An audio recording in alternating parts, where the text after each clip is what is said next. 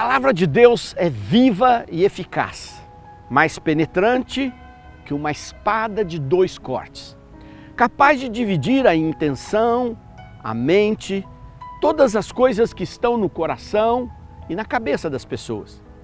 Não é o Sidney Telles quem falou isso. Isso está na carta de São Paulo aos Hebreus, quando ele fala exatamente sobre a força do Espírito Santo. O Espírito Santo, ele é representado tantas vezes como uma pomba, porque traz paz, porque vem do céu, repousa, como aconteceu no momento do batismo de Jesus.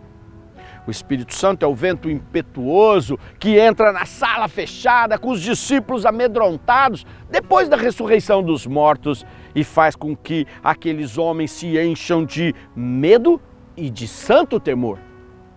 O Espírito Santo são as línguas de fogo que repousaram sobre a cabeça de todos, a sarça que ardeu diante de Moisés e não queimava e ao mesmo tempo purificava. O Espírito Santo é a brisa suave que o profeta Elias olha e diz: vejam, está sentindo a brisa? Correi porque vem o Espírito de Deus. O Espírito de Deus é aquele que move a carruagem de Ezequiel com cabeça de homem, cabeça de boi, cabeça de leão, cabeça de anjo, rodas, instrumentos, um imenso maquinário poderoso, dando a impressão de um maquinário de guerra. Mas o Espírito Santo é essa espada também. Vai na alma, divide todas as coisas, dá entendimento, dá discernimento. E como o mundo precisa de discernimento, como as pessoas perderam a noção do que é de Deus. Às vezes ir à igreja não é suficiente para entender o que é de Deus, porque muitas vezes as pessoas falam aquilo que é o seu pensamento. Existe até um autor muito famoso, um grande teólogo, que vai dizer que nós queremos sempre criar um Deus à nossa imagem e semelhança, e não o Deus que se revelou. Aonde Deus se revelou? Deus se revelou na natureza. E é por isso que hoje, neste dia, nós estamos falando aqui junto com a natureza, nos preparando inclusive para a nossa grande campanha, que é a campanha de libertação, esmagando a cabeça de Satanás, que vai começar na próxima segunda-feira, e você é convidado porque precisamos de grande libertação. Mas quando tratamos disso, precisamos falar de discernimento. Deus se revela na natureza. Veja que natureza fantástica, que lugar maravilhoso. Olhamos as flores, olhamos os animais. Hoje a relação entre o ser humano e os animais e a natureza tem cada vez ficado mais intensa, mais consciente. Os próprios documentos da Santa Igreja vão lembrar ao homem de que ele tem a obrigação de cuidar deste reino todo que Deus lhe deu. No último dia, Deus cria o homem e submete todas as coisas ao seu poderio. Ah, se nós cuidássemos melhor da nossa natureza, se nós cuidássemos melhor da casa de todos. Como dizia a CNBB, essa casa que é de todos, precisa ser cuidada por todos, mas cada um faz a sua parte. Cada um cuida da parte que Deus lhe concedeu. Como eu faço isso num mundo que precisa evoluir, precisa construir, precisa progredir, precisa gerar resultado para que as pessoas vivam melhor e ao mesmo tempo cuidado? Como é que se faz esta equação que a sociedade chama de sustentabilidade? É preciso um profundo discernimento. Mas não só um discernimento dos especialistas, dos estudiosos, cada um puxando para o seu lado, mas um discernimento que vem da espada do Espírito e divide as coisas e da compreensão. Todo mundo busca solução para suas coisas. E muitas vezes a solução que busca não é a melhor. Deus cuida de tudo. Esses dias encontrei uma moça que foi minha amiga da juventude. Namorou um amigo também. Era o casal perfeito na época em que nós namorávamos, todos nós. Todos tínhamos nossas namoradas, ou não, ou estávamos procurando encontrar uma pessoa que realmente preenchesse a nossa vida, e aquela busca, e aquela caminhada, e eles eram um casal perfeito. um casal que tinha feito uma caminhada intensa para se consagrarem a Deus e, ao mesmo tempo, um casal que tinha muitos valores de fé, de família, de trabalho e de tudo. E num determinado momento, esse meu amigo teve uma grande crise. Estavam para ficar noivos, já tinham marcado a data de um noivado, comprado aliança. E ele entrou numa crise. E eu me recordo que ele resolveu terminar aquele relacionamento. Ele não tinha ninguém. Ninguém entendeu porque eles eram apaixonados, a menina sofreu muito e foi um momento muito difícil para todo mundo, para eles, e nós acompanhando, tentando reuni-los, tentando fazer com que vivessem de novo juntos, mas não deu certo. O tempo passou. 6 meses depois, num encontro, este jovem encontra uma moça, conversam, essa outra moça acabado de terminar um namoro, estava tudo muito recente, mas mesmo assim eles acabaram ficando juntos e se tornaram um casal missionário extraordinário. A moça, a outra, passou mais tempo. Eu a encontrei, uma das mais importantes especialistas, psicopedagoga, uma psicóloga que é muito reconhecida na região dela. Teve um dos seus filhos, um filho deficiente, uma filha deficiente, que lhe também ajudou a se tornar a pessoa que é referência hoje na área dela. E eu conversava com ela. Quem diria que aquela situação era ruim? Todos. Mas aquela situação que terminou aquele noivado foi a bênção que só pode ser verificada muito tempo depois. Se não há a espada do Espírito que corta dos dois lados e discerne o coração e mostra qual é a vontade de Deus, a gente cai em ciladas e fica caminhando por projetos que nós às vezes levamos por anos. Quantas pessoas, por não conhecerem a face de Deus como ela é, arrastaram as suas vidas e sofreram por anos aquilo que podiam, de repente, ter um novo tempo para si mesmo. Deus é maravilhoso. Mas nós somos cercados, como diz São Pedro, por Satanás como um leão a rugir, que fica ao nosso redor o tempo todo, querendo nos pegar.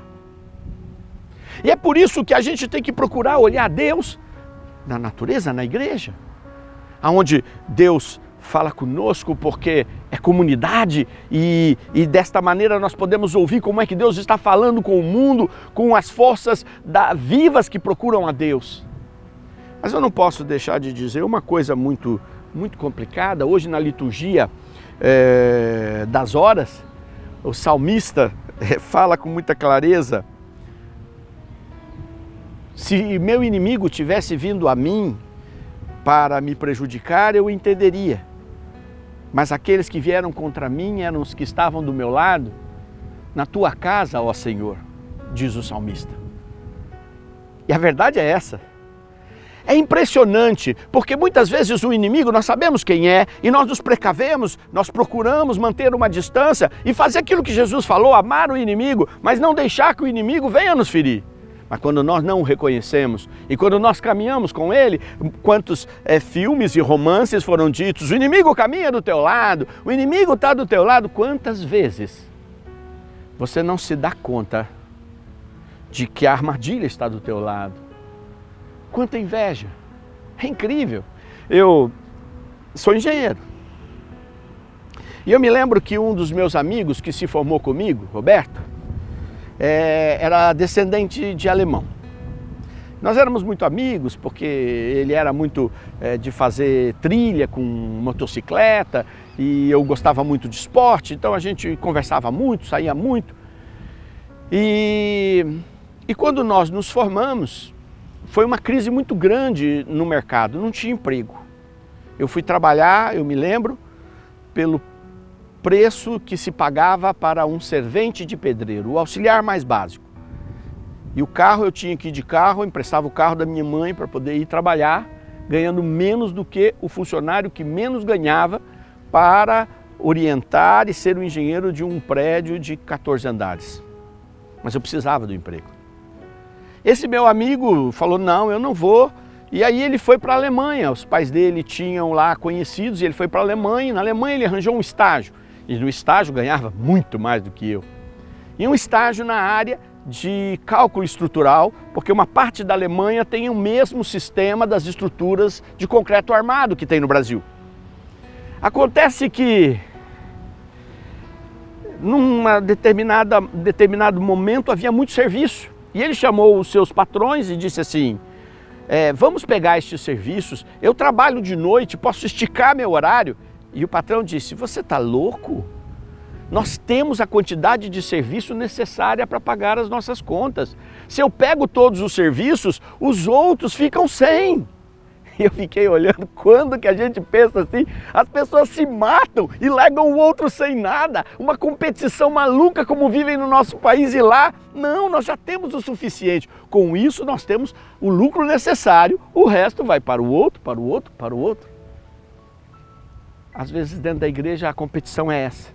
Querer o lugar do outro, querer a função. Como me impressiona às vezes o número de cargos que as pessoas precisam. É cargos de liturgia, cargos de leitores, cargos de músico, cargos de grupo de oração, cargos de ministério, cargos de renovação carismática, cargos de não sei o quê.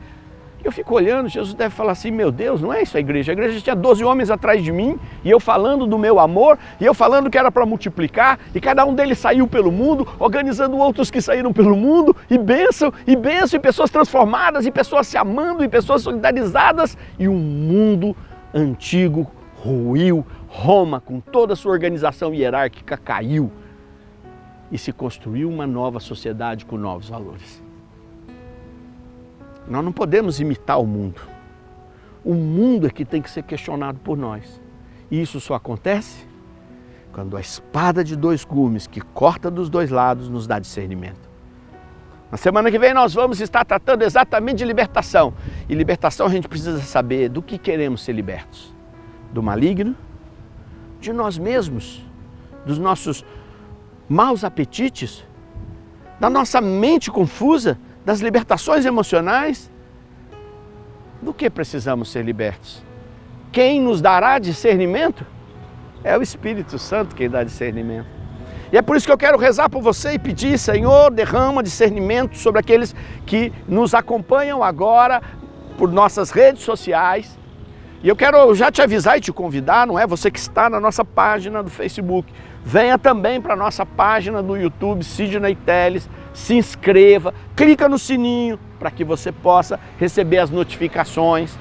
Quer me acompanhar também no meu ministério, no meu trabalho pela cidade, acompanhe o Sidney Telles e na nossa página do grupo de oração Filhos de Sião. Venha estar conosco, venha participar da nossa campanha que já vai começar na semana que vem. Mas, muito importante, que o Senhor lhe conceda discernimento, o discernimento dos espíritos. Aquela situação, aquela moção, aquela palavra, aquele discurso, aquela disputa, qual é a raiz dela? É de um ser humano machucado? É do espírito do mundo? É do espírito maligno? É do Espírito de Deus? Ou é do Espírito do homem, a imagem e semelhança de Deus, já resgatado e lavado pelo sangue do Cordeiro? Que o Espírito Santo te conceda todo o discernimento para iniciarmos esta obra que vem de Deus.